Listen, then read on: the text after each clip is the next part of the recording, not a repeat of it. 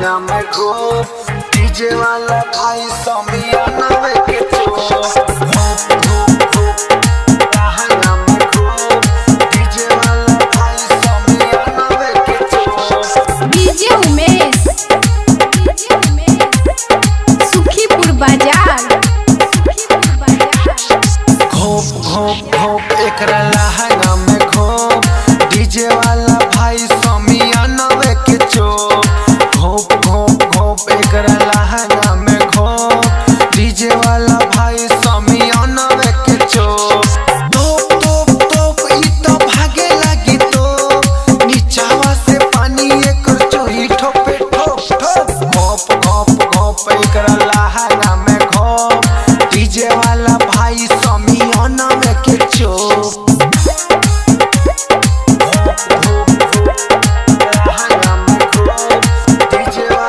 DJ Umesh Sukhipur Bazar mix by Reshma recording studio Thawe करे देना छेदा छेदा अगिला न पाछे के आजुए ई सीखी और ऑर्केस्ट्रा में नाचे के आजुए ई सीखी और ऑर्केस्ट्रा में नाचे के बिया कोनो कोनो एकर बड़ी बावे फिटरे एक बार लिहाला प हो जाई हिटरे हो जाई हिटरे हो जाई हिटरे धार सामान एकर जाए नहीं बच के जाए नहीं बच के जाए नहीं बच के बतली कमर एकर लप लप लप के पुलिस दरोगा अब करी नया रोप घोप घोप घोप घोप एकरा लहंगा में घोप डीजे वाला भाई समियाना में के घोप घोप घोप एकरा लहंगा में घोप डीजे वाला भाई समियाना में के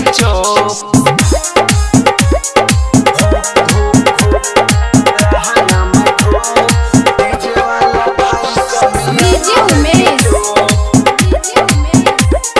सुखीपुर बाजार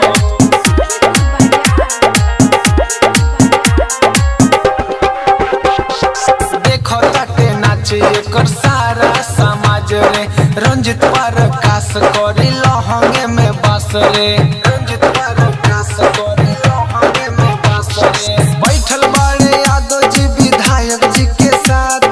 देबे न सामान उ तो लगी है हो गाते लगी है हो गाते लगी है हो गाते गड़ल बाटे नजर तोरा नीचाला सामान पर नीचाला सामान पर नीचाला सामान पर गड़ल बाटे नजर तोरा नीचाला सामान पर मुंह है मनसुमारी धके कोपे कोप कोप घोप घोप घोप एकरा लहंगा में घोप डीजे वाला भाई समियाना में के